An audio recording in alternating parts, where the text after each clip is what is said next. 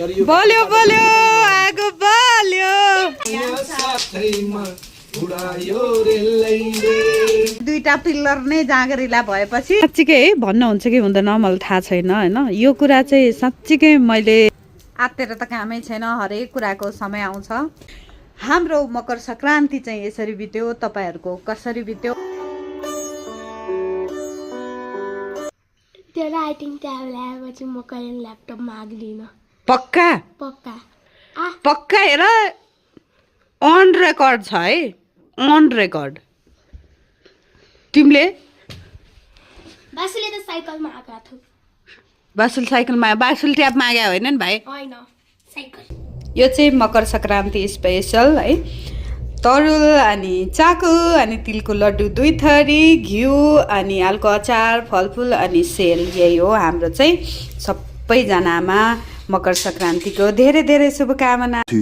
hours later मकर संक्रान्तिको शुभकामना हजुरहरूलाई फेरि पनि बिहान एक राउन्ड शुभकामना भइसक्यो के खाइछ रे बिहान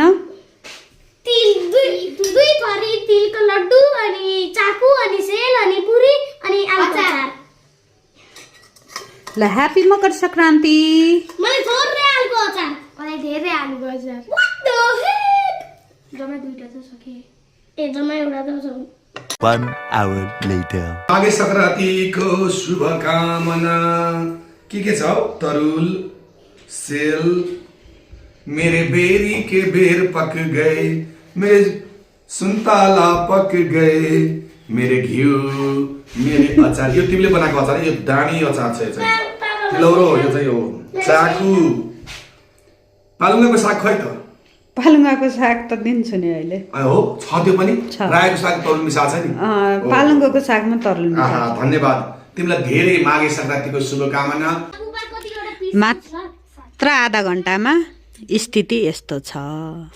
त्यो टोइजहरू कहाँबाट आयो यो टेडी बियर कहाँबाट यहाँ आइपुग्यो होइन अनि हल्ला र खल्ला एकछिन यहाँ बसौँ त भनेको छैन के खेल्छौँ भूत खेल्छौँ अनि यो सानो मान्छेले डराउँछौँ जहिले पनि हो 4 hours later अब हामी चाहिँ यहाँ छौँ मकर संक्रान्तिको हामी चाहिँ बिहान चाहिँ हामीले गर्न सकेनौँ क्या योपालि अघिल्लो दिन श्राद्ध थियो अनि सुत्दै आधा रात भन्दा पनि भोलि बिहान भइसकेको थियो अनि बिहान चाहिँ अलिकति ढिलै उठेर नुहाइधुवाइ गरेर सबै गर्नुपर्ने काम गरिसके पश्चात हामी माघे संक्रान्तिको आगो चाहिँ बेलुका ताप्दैछौँ तपाईँहरूसँगै सेयर गर्छौँ हाम्रो परिवारमा अहिले दीप प्रज्वलनको कार्यक्रम भएको छ हामी यहाँ बसेर टक्क हामी यहाँ आगो ताप्दैछौँ तिलको के भन्छ त्यसलाई घसेटा घुचुटी अनि अरू घसेटा घुचुटी अनि सानो दाउराहरू भेला पारेर सानो छ अहिले त आगो के आलिस्या पापा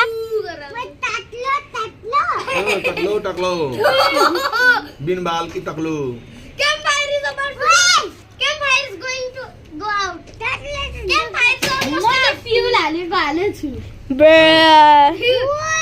कति ओइल प्यारो लाग्नु पर्यो म अब बल्दै गर्छ अब बल्छ सम्भवतः most probably it will catch fire I think but finally हाम्रो आगो बलिसक्यो तर दन बाँकी नै छ बाचलेको छुट्टै एक्साइटमेन्ट छ बिबुको यहाँ 4 क्लास चलिरहेछ म चाहिँ जहिले पर्दा पछाडि यही हजुर म नि एकदम सुपर डुपर एक्साइटेड भइरहेछ आगो ताप्नलाई जाडो लागिरहेछ यो सलाई हाल्नु पर्छ बोल्दा थिएन अलि ठुलो बनाउन ठुलो पनि हाल्छ त क्याम्पफायर लेभल 6 आगो ताप्ने रहर चाहिँ बबाले थियो तर आगो भन्दा धेरै चाहिँ यहाँ धुवाले दुःख दियो बल्यो आगो बल्यो आगो बल्यो अब हामी मजाले ताप्छौँ माया बस्यो त्यो मिठो बोलीले माया साथैमा उडायो रेलैले उडायो रेलैले उडायो रेलैले त्यसो नगर्छ न आगो जम्मै खोइदिन्छ के है खोइदिन्छ भाइ नो आर्गुमेन्ट है नो आर्गुमेन्ट आर्गुमेन्ट दिने आउन गर अनि फायरसँग जिस्किन हुँदैन यस्तो इन्टु बुझ्यो ल हामी चाहिँ आज माघे सङ्क्रान्ति विशेष आगो ताप्दैछौँ आत्मा सन्तुष्ट बनाउँदैछौँ सपरिवार भगवान्को कृपाले कोही कतै व्यस्त छैनौँ घरमै छौँ समय निकाल्न पाएका छौँ रमाइलो गर्दैछौँ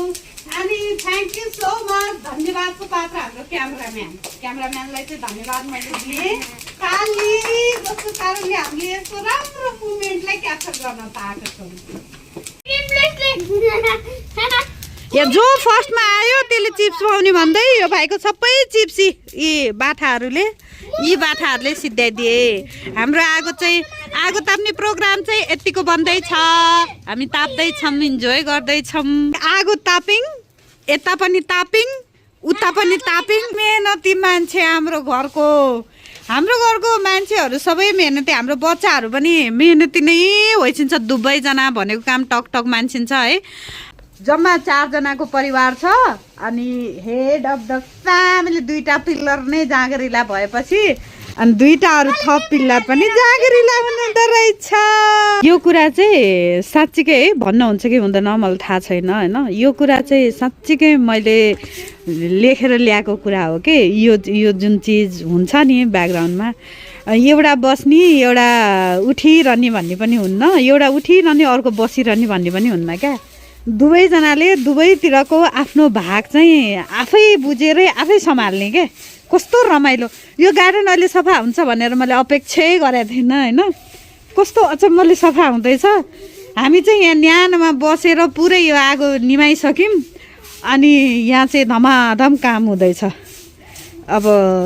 के गर्नु पर्थ्यो मैले यस्तो भ्लगै खिच्नु पर्थ्यो जस्तो लागेर भ्लग खिचिरहेको छु क्या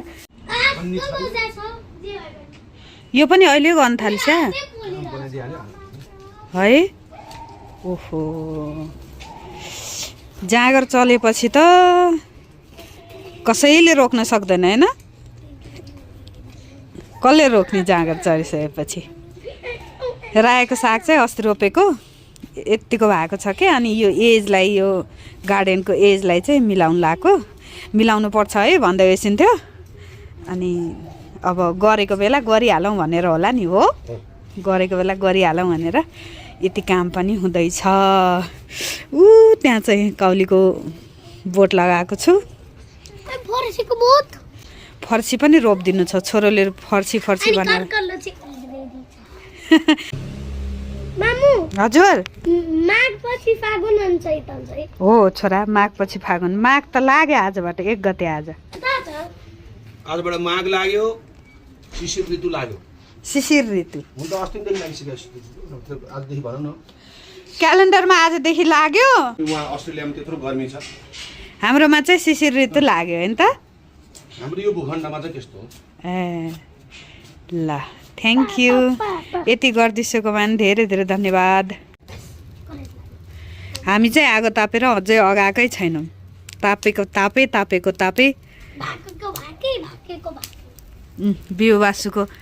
बिबुको धुवा छोड्न थाले के अब चाहिँ हामीले तिलको आगो तापिसकेपछि अनि के हाल्यो नि त गार्डनको त्यही भएर पनि यस्तो भएको होला क्या वात्सल्यको बिजोग गरायो धुवाले नाचेको हेर नि त्यहाँ जिन्दगीको मजा लिन जानेपछि सबै मजा लिन सकिन्छ है फेरि सबै कुराको समय आउँछ है आत्तेर त कामै छैन हरेक कुराको समय आउँछ मेरा पनि बच्चा साना हुँदाखेरि मैले नि केही नै गर्न सक्दैन थिएँ भ्याउँदैन थिएँ दुःख लाग्थ्यो मेरो जिन्दगी नै यत्तिकै बित्छ होला जस्तो लाग्थ्यो अब बच्चा हुर्के भगवान्को कृपाले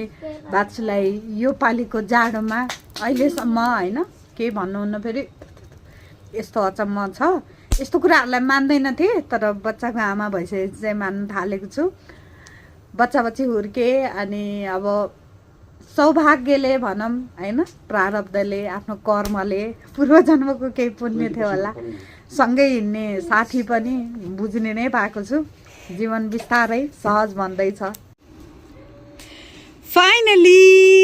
फाइनली सबै धुवाले ओगट्यो फाइनल्ली।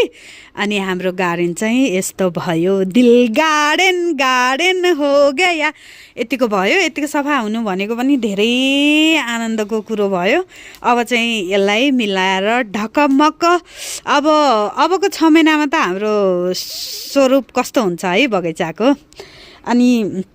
मेहनती हातहरूले फेरि यहाँ मेहनत गर्न आइपुगेका छन् है। यो दुबो सबै यहाँ डढाएर यसलाई खरानी बनाउने अभियान छ, तर धुवैँ भएको छ।